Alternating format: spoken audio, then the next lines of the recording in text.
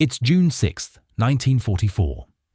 By the time the first landing craft hit Omaha Beach, the outcome of the war was already decided. Not by what happened that day, but by what had happened 2.5 years earlier. For every German soldier defending the Atlantic Wall, 4 were fighting for survival on the Eastern Front. The Wehrmacht wasn't at full strength. It was bleeding out from wounds inflicted long before Eisenhower gave the order to launch. Let's be blunt. If the invasion fails, Germany still loses. The Red Army was already crossing Poland. Soviet factories were outproducing the Reich 3-1 in tanks, 5-1 in artillery. The timeline shifts by 6 months. The outcome doesn't change. So why did it happen? Because the landings weren't about defeating Germany. They were about preventing the Soviets from controlling all of Europe. The men who stormed those beaches weren't fighting to end the Nazi regime. That collapse was already inevitable. They were fighting to ensure Western Europe didn't become a Soviet satellite. Strategic necessity, geopolitical calculation, a race to reach Berlin before Stalin did. But the moment we're told the tide turned, that happened in the winter of 1941. 18 miles outside Moscow. If you want to understand which battles actually decided wars and which ones just made the history books, hit subscribe. This channel examines the logistics, industrial capacity, and strategic decisions that determine outcomes, not just the battles everyone remembers. Most historians point to Stalingrad when they talk about Germany's defeat. The 6-month siege, the encircled Sixth Army, Paulus surrendering in the rubble. Stalingrad was the funeral. The killing blow came a year earlier. December 1941, the Battle of Moscow. The Wehrmacht was built for one type of war: speed, blitzkrieg, kick in the door, collapse the command structure, force capitulation before winter. Poland fell in 5 weeks, France in 6, Yugoslavia in 11 days. No winter uniforms, no strategic fuel reserves, no contingency if the sprint failed. The Soviet Union wasn't France. They had depth, thousands of miles of territory to trade for time. They had manpower, reserves the Germans couldn't match, and they had an industrial base already relocating east beyond the reach of the Luftwaffe. On December 5, 1941, German reconnaissance units reached Khimki, 18 miles from the Kremlin, the closest they would ever get. The Red Army counterattacked the next day. Stalin had been holding back reinforcements from the Soviet Far East, freed because Japan's devastating defeat at Khalkhin Gol made a Siberian invasion unlikely. Combined with over 180 newly mobilized Soviet reserve divisions, these forces helped stabilize the Moscow front. Fresh troops, winter-equipped, hitting exhausted German units that had been advancing for 6 months straight. The Wehrmacht broke. Not a collapse, not a rout, but a forced retreat under impossible conditions. Men froze to death in their positions. Equipment seized up, supply lines stretched to the breaking point snapped. Soviet losses were catastrophic, 926,000 lost over the course of the defensive and offensive operations, killed, missing, or captured. But they held Moscow, and in holding Moscow, they forced Germany into the one type of war it couldn't win.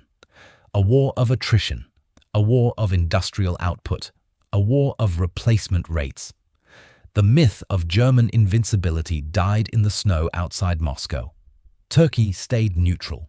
Japan chose the Pacific over Siberia.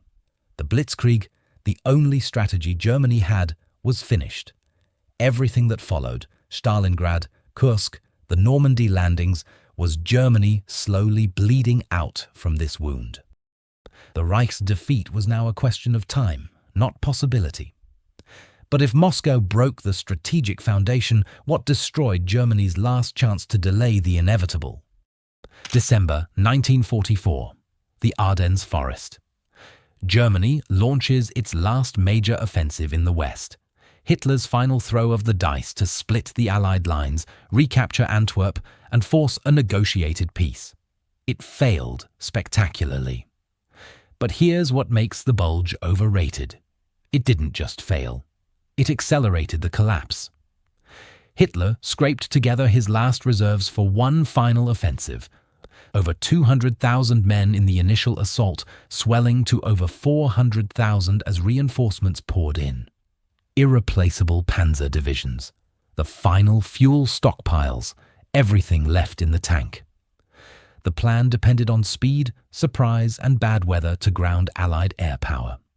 On the morning of December 16th, German artillery opened up.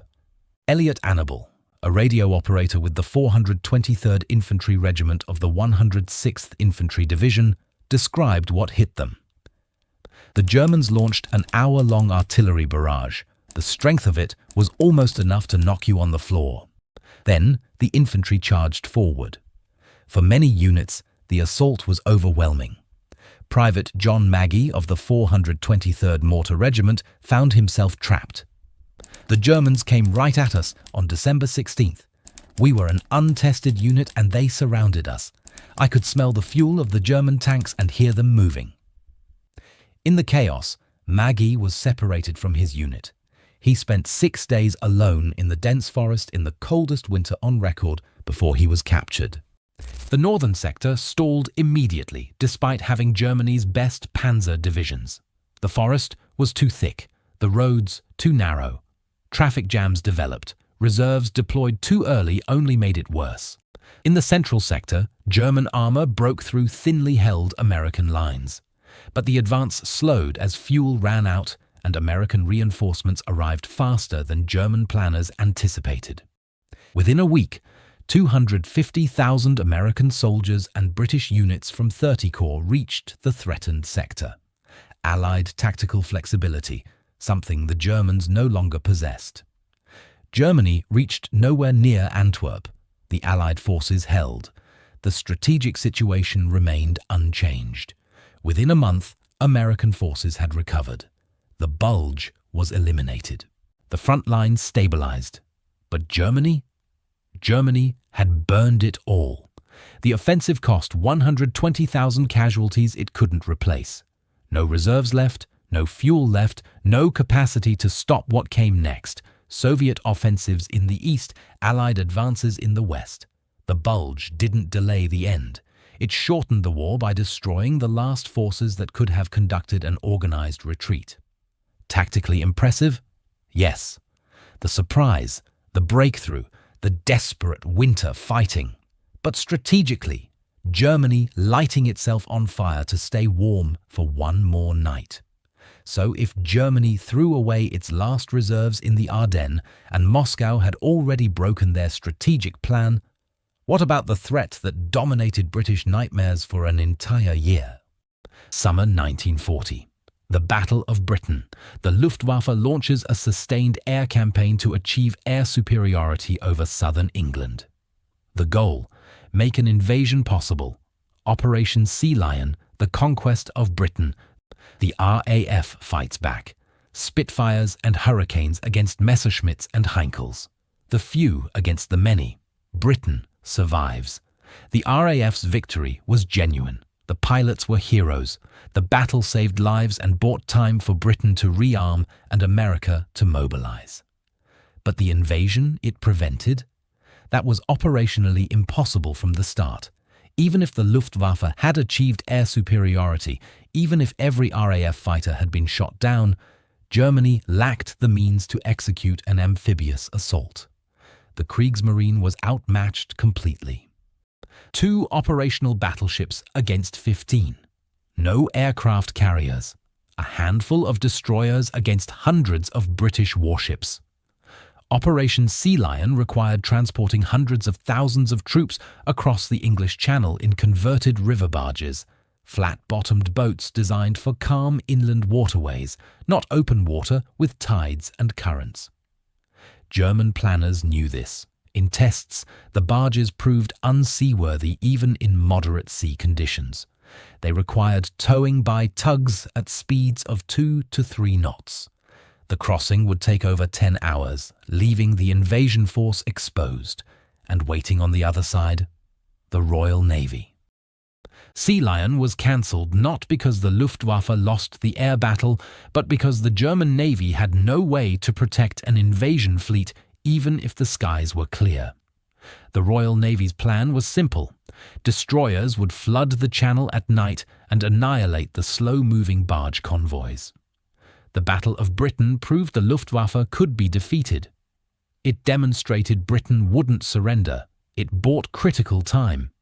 But the invasion it prevented was already a fantasy. So if these famous battles were either inevitable defeats or prevented impossible invasions, which battles actually destroyed Germany's capacity to keep fighting? Moscow broke Germany's strategic plan. The Bulge burned the last reserves. Britain was never truly threatened. But there are other battles, equally decisive, equally catastrophic for Germany, that Western history has forgotten. The ones that shattered entire army groups, cut off supply lines, made defeat not just inevitable, but immediate. Those battles decided when the war would end, even if Moscow decided that it would. June 22nd, 1944, 2 weeks after D-Day. While the world's attention remained fixed on Normandy, the Soviet Union launched the largest offensive of 1944, Operation Bagration. The target, Army Group Center, 200 German divisions holding the line in Belarus. Armin Scheiderbauer, serving with the 252nd Infantry Division in the Vitebsk sector, described the opening. The Soviets began their offensive in the early morning of June 22nd.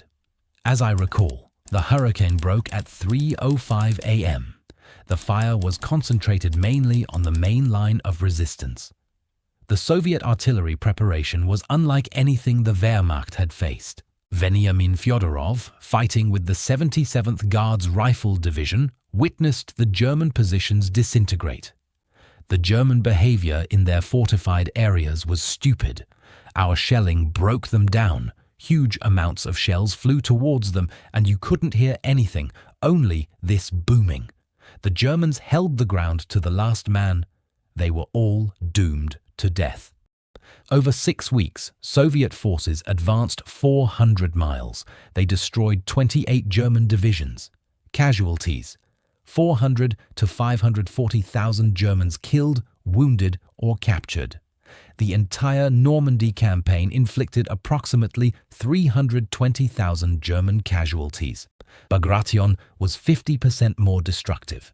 It opened the road to Poland. It shattered the Eastern Front. German historians call it the greatest single defeat suffered by the Wehrmacht in the entire war. Western historiography focuses on Normandy.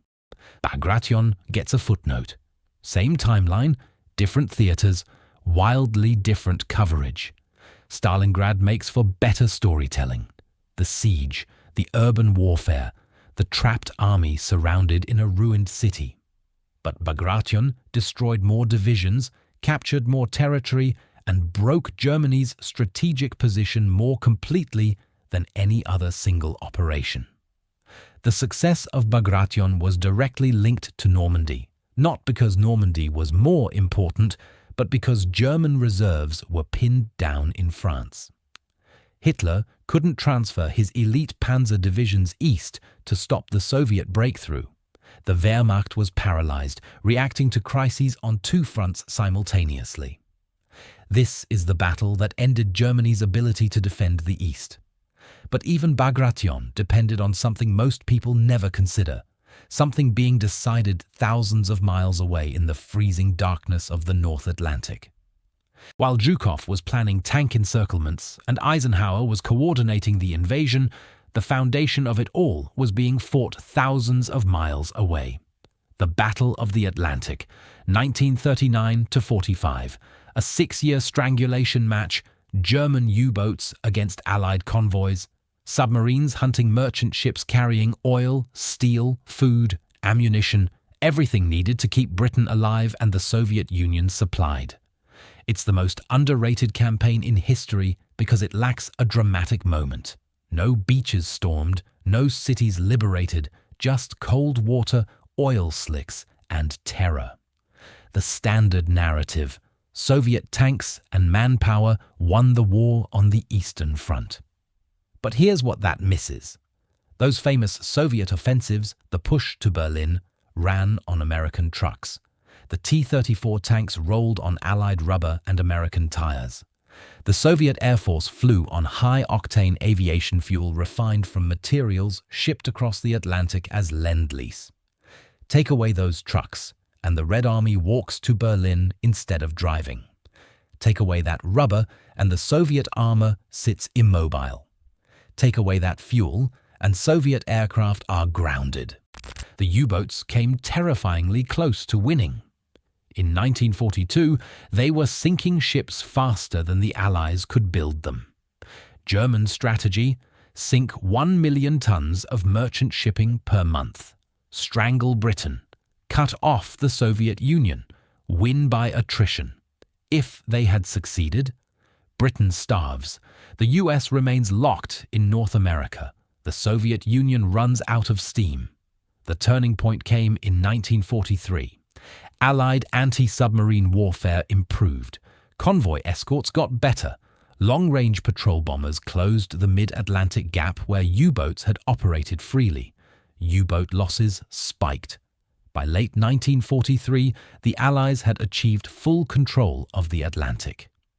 U-boats went from predator to prey. This battle decided if the war could even be fought. No Atlantic convoys, no Normandy landings, no Lend-Lease, no Soviet offensives. The Battle of the Atlantic wasn't glamorous. It was boring, terrifying, and relentless, but it was the foundation. And it rested on a decision made 4 years earlier, thousands of miles away, in a place most people have never heard of. August 1939.